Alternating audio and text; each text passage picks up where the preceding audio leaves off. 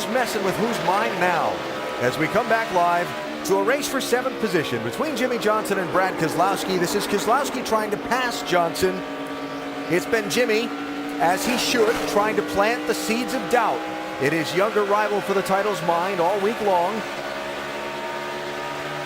Jimmie's not going to wreck him or do anything like that, but in this scenario where the 2 cars down at the bottom and Jimmie crowds him a little bit, make him get in that corner a little harder or something, make him make a mistake without ever touching him.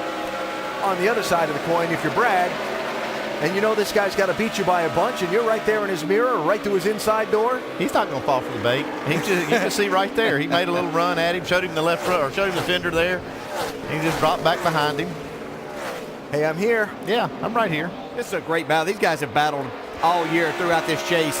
Had great racing, but I just felt like that there was that little bit of cushion right there. You could get over that cushion if you weren't careful.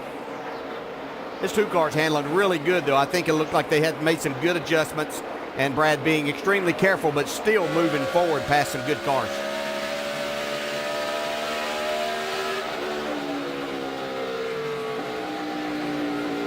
Jimmie Johnson said during NASCAR Countdown when he visited the pit studio live that, you know, he can't do anything foolish. So expecting Jimmie to take any kind of a risk there, it's too early in the race. He can't, you know, there's a difference between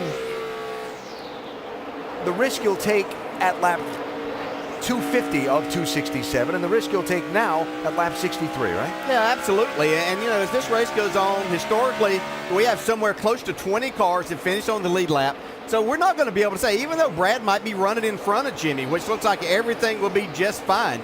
But if that gets up towards the front where that's happening and Jimmie's close enough to the front, if Brad should have any kind of issue late in the race with that many cars on the lead lap, then it could change things dramatically.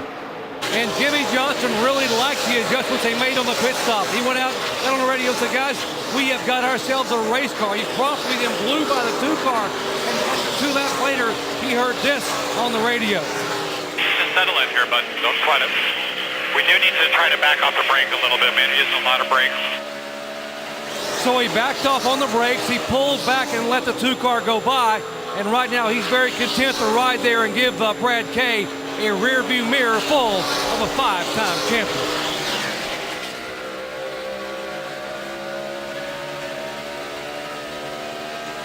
On board Jimmie Johnson at 189 miles an hour on our Mobile One telemetry. I just don't know. I couldn't keep my mouth shut if I was a spotter. I would say, let him go. I mean, there's no real reason to be racing him at this point. I know that's not what Brad wants to hear. He'll make the decision. He's made good decisions on the track, but he finally does look like he's going to let him go. Brad said to us before the race, he said, I'm just going to run my race. I don't want to change up what I normally do. Obviously, he's sticking to that game plan for the most part. And I don't know about your reaction, but I heard him say that, and my first reaction was, yeah, okay, we'll see what happens when you get in the race.